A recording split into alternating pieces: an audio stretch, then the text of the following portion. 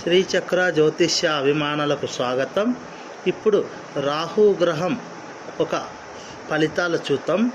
రాహు గ్రహం మేష లగ్నం నుండి మీనా లగ్నం వరకు రాహు గ్రహం యొక్క స్థితి ఎటువంటి ఫలితాలు తెలియజేస్తాడు అనే విషయం గుర్తించి ఇక్కడ ఇవ్వబడను.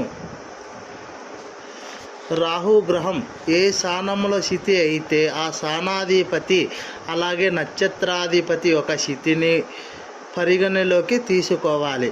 అప్పుడే రాహు గ్రహం యొక్క ఫలితం ఏమిటి అనే విషయము గుర్తించి ఖచ్చితంగా చెప్పగలం.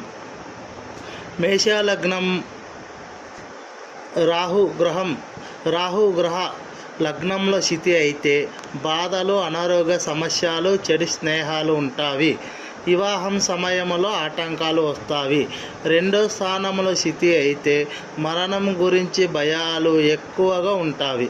మూడో స్థానంలో స్థితి అయితే 35 సంవత్సరాల వరకు మంచి సుఖవంతమైన జీవితాన్ని అనుభవిస్తారు. తర్వాత ఆర్థిక సమస్యలు ఉంటాయి, అప్పులు కూడా చేస్తారు. నాలుగో స్థానంలో స్థితి అయితే బాధలు, మరణం, భయము మరి అనారోగ్య గురించి ఆలోచనలు ఉంటాయి. ఐదో స్థానంలో స్థితి అయితే సంతానం గురించి బాధలు ఉంటాయి. అలాగే సోడిరిస్ విషయంలో మంచి ఫలితాలు ఉంటాయి.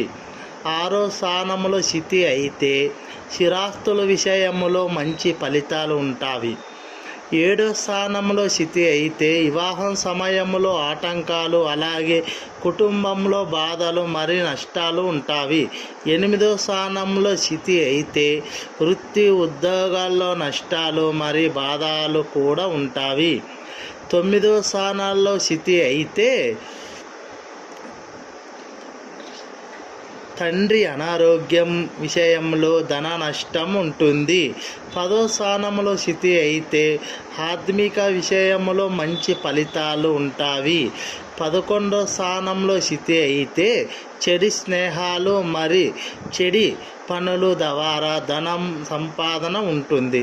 12వ స్థానంలో స్థితి అయితే విదేశీనయం ఉన్నప్పటికీ ఖర్చులు ఎక్కువగా ఉంటాయి.